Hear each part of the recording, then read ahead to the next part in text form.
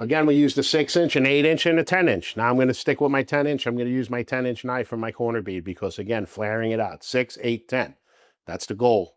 Wider, wider, wider. We can check. Make sure it's flat. At this point, we should be pretty flat if we did our job. If we did our job on the first and second coat, didn't pull too much compound out of the corner bead, we're going to have a nice crisp outside 90 for our carpenters to come and put their base trim on. They won't see any hollow down here, right? Most likely you're the carpenter. So this is going to make your life a little bit easier when you're making that miter, okay? Again, you're going to see me do the same thing over again. Repetition, repetition.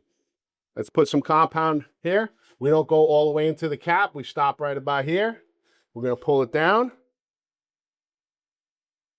Let's pull right through that seam, because we will be going all the way to the floor. Feather the edge, cut the edge. Same thing, right? Same thing we've been doing on everything. Cutting the edge.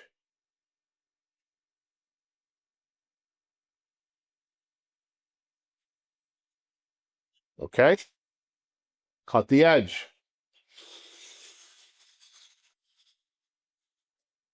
Let's go back. Side to side to side. We're going to wipe. Let's go one time. I have a tendency to wipe 1, 2, 1.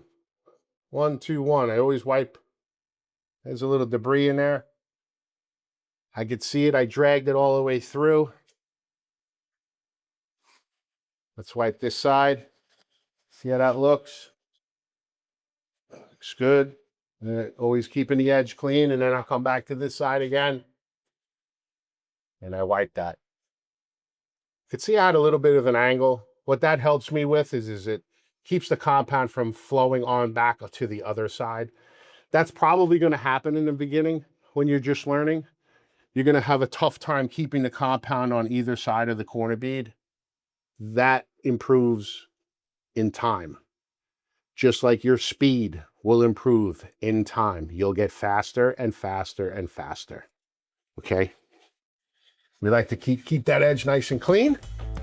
And there you have your polish of your corner bead.